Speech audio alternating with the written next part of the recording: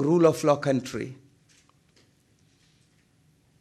There was calm, quiet, little strange expressions, because India is known as a country of snake charmers. India is known as a country with no discipline. And when I gave them figures, I told them, because it was only a few days back that our elections were over, I said, can you imagine a country with 1.26 billion population, 880 million eligible voters based on adult franchise, 665 million voters actually voted, and though the elections were held in 9 phases, the elections were held by and large. And why by and large? Almost 100% free and fair. And no sooner 9th phase was over, within 48 hours, the election results were out and the new government was in place.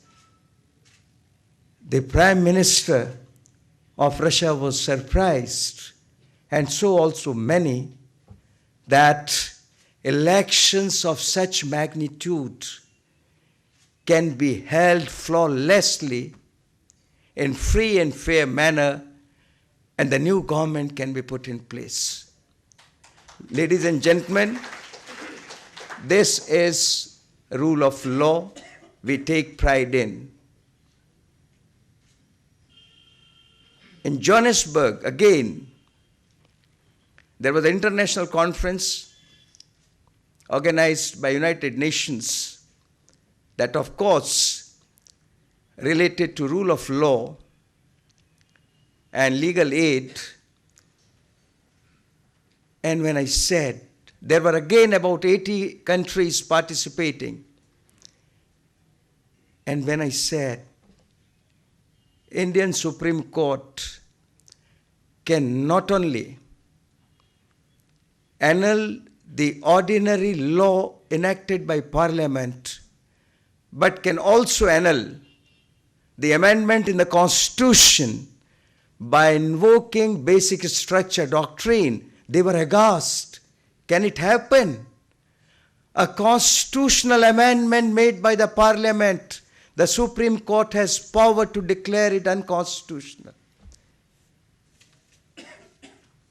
Except Bangladesh, which of course has followed this doctrine of basic structure. There is no country in the world where the highest court is empowered to annul the parliamentary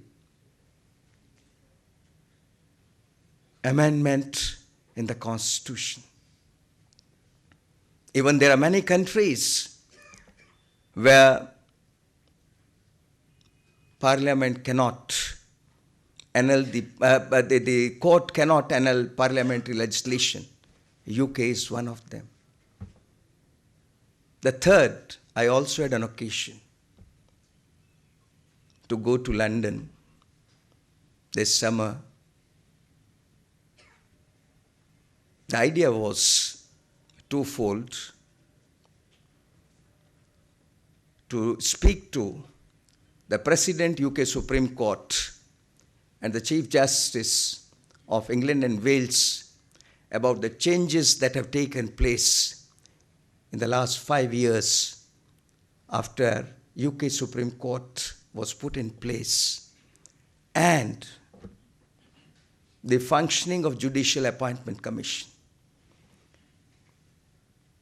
I met the chairman of Judicial Appointment Commission, Mr. Chris Stephens, and Lord Toulson, the judge of UK Supreme Court, who happens to be a member of Judicial Appointment Commission. I'll not go into the details of that, but they have Judicial Appointment Commission in place, which comprises of 15 members. And the most significant part of that is the chairman of that commission necessarily has to be a lay person. He is not meant from judiciary. And the entire UK Supreme Court, substantial part of Court of Appeal, and lots many courts and tribunals where appointments have been made in the last 5 years have been made by this commission, which is headed by a non-legal person or lay person. He told me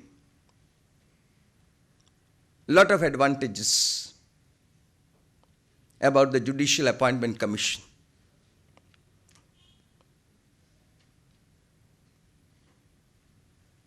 But I tell you, ladies and gentlemen, I explained the system we have in place about appointment of judges in the Supreme Court and High Courts. They explained theirs. They told me that initially they found it difficult to get applications from leading lawyers, as they were not mentally prepared to even think and conceive that for a post of a Supreme Court judge or a High Court judge, one has to make an application. That was unheard of, but the things changed. They said, now mindset has changed in the people. They do make applications, but still, many leading advocates do not apply. To a pointed question asked by me to them, with the change in system, with the wide field open for selection, has the quality in appointment has changed? The answer was in the negative, but they emphasized that they have been able to achieve transparency, and that major goal having been achieved, they are very happy with the system. What was echoed by the chairman of Judicial Appointment Commission was also echoed by Lord Neuberger, who is President UK Supreme Court, that yes, there is no change in the quality, but it has brought in transparency. Well, I'm not going to comment at all what you intend to discuss about the bills, of which preface was given by Mr. Prashant Kumar. That is not I'll speak about. I'll touch upon. To me, what is dear is the independence of judiciary. It is one thing which is non-negotiable. I have been repeatedly said, and I can tell you, having been judge of the High Court, Chief Justice of a High Court, judge of the Supreme Court, Chief Justice of the Supreme Court, for all these about more than 2 decades, almost 21 years, I can say with confidence that judiciary has inherent strength, and no effort will succeed in taking away the independence of judiciary, nor I can tell you my experiences. There may be something here and there. By and large, now the people understand that judiciary is something of which institutional independence cannot be touched. And I'm sure, I'm more than confident that the independence of judiciary will be maintained by everyone and anyone to whom judiciary is dear at any cost. And once independence of judiciary is maintained, I'm sure you will have a strong rule of law, because it is the independence of judiciary that leads to confidence in the mind of the public that here is a judiciary that will come to their aid and rescue if there is wrong to them by the executive or by anyone. But as you know, as things change, economy grows, industry grows, the corruption also grows.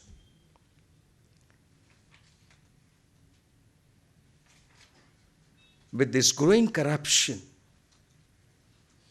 for a strong rule of law country, it is very, very essential that judiciary is corruption-free. If there is any amount of corruption in judiciary, the one thing that happens is it shields impunity. That is worst form of ailment in a thriving democracy. And to each one of you who are sitting here, my request to you is, please don't do anything that helps directly or indirectly in bringing corruption to the judiciary. Because corruption is not something which can happen by one hand.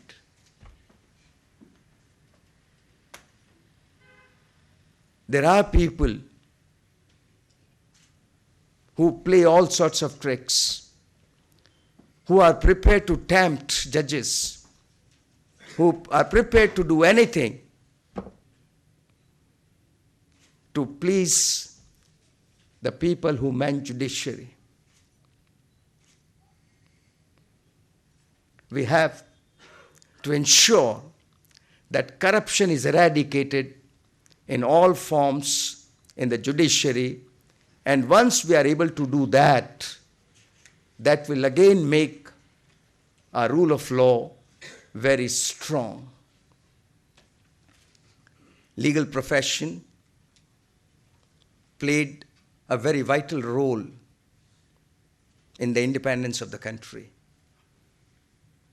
Now, the role of the lawyers is to ensure that rule of law is not weakened by anyone, howsoever mighty he may be. And the lawyers have to be very strong to meet the challenges that are thrown from all sides by all concerned to affect the purity in the administration of justice. Ladies and gentlemen, you have lots of things to discuss. There are a lot of legal reforms which are required. I'll just speak a word or two. The time has come when traditional system of lawyering will not do. As a matter of fact, in the developing countries, diverse methods have been evolved and suggested. One of the new methods which is suggested in 21st century is multidisciplinary practice. Cases like medical negligence, patent, fixation of gas pricing, fixation of drug pricing, retrospective taxation. There are many illustrations in the cases which are coming to the court. The lawyers have started affiliating themselves with experts. Like in a medical negligence case, lawyers would affiliate with a doctor. In a patent case, lawyers would affiliate with a scientist. In a gas pricing case, a lawyer would associate or affiliate with economists. A retrospective tax legislation, a lawyer will affiliate with chartered accountant. This multidisciplinary practice is accepted in the United States of America, and American Bar Association Commission has, as a matter of fact, amended certain model rules to permit multidisciplinary practice. In India, it's high time for the Bar Council to consider that. The reason being, now we have many universities where multidisciplinary degrees are granted. A law degree is granted with medicine. A law degree is granted with accountancy. A law degree is granted with engineering. Now you have to actually put their talent in use, and that can only be done if multidisciplinary practice is permitted. Another, which is again a very important aspect, the traditional form of litigation cannot be resolved through traditional adversarial system. As all of you know, our country has presently more than 30 million cases pending in various courts. Supreme Court has about 65,000 cases pending. Every high court has more than 6-figure cases pending. The trial court, you can't even count the number. If you expect 30 million cases to be decided and adjudicated by adversarial system that we have, it is not possible. It is for this reason that we have Section 89 of Code of Civil Procedure, which provides for alternative dispute redressal mechanism, that is arbitration, conciliation, legal settlement through lok adalats, and mediation are the processes permitted. But in developing countries now they have innovated a new system that they call collaborative law. Now collaborative law practitioners who are proponents of this collaborative law system, they say that by following this procedure, by following this mode, you provide multiple procedures for solution, for resolution to the litigants. Of course, the foundation of collaborative law is based on negotiation. Unfortunately, Section 89 does not incorporate negotiation as one of the modes for alternative dispute resolution mechanism. A time has come where lawmaker may have to think to bring in negotiation as one of the modes for alternative dispute resolution. Ladies and gentlemen, legal profession cannot remain static. They gave their lives in achieving the independence of the country. Now the time has come that we must have the legal profession which helps in development of the country. One of the thinkers, Governor, has said that in developing countries, it is very important, it's very, very important that lawyers now start working as development lawyers for the development of the country. They have to be very strong and sound not only law, but also in maintaining high standard of ethics. It's only then that the nation can develop. Well, I've taken sufficient time. I'll wind up by thanking Bar Association of India in having given me an opportunity to speak to you on this important subject. I wish Rule of Law Convention 2014 a grand success. Thanking you. Thanks a lot. All the best.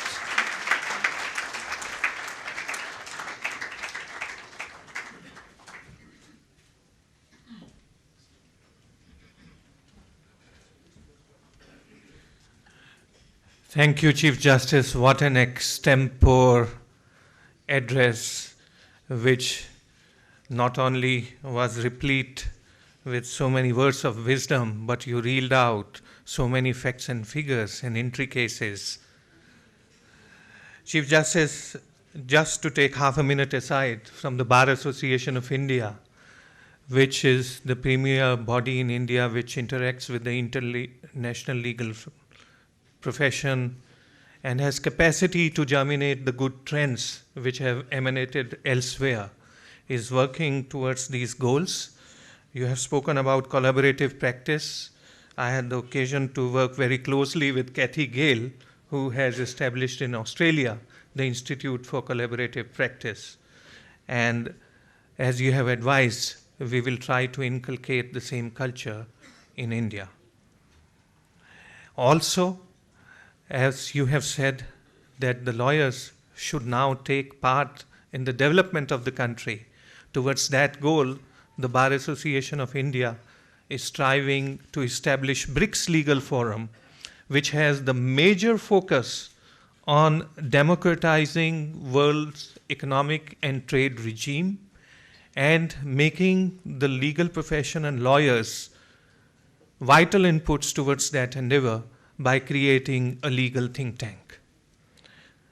Now, I will invite Mr. K.N. Bhat, who has been former Additional Solicitor General of a Vice President, and most of us benefit so much by reading his articles, which come in a prolific consistency in the major newspapers.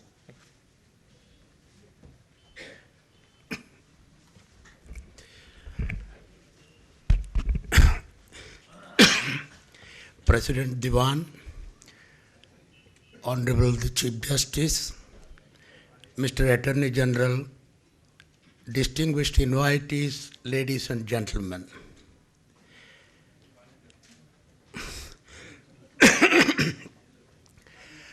No, it won't improve.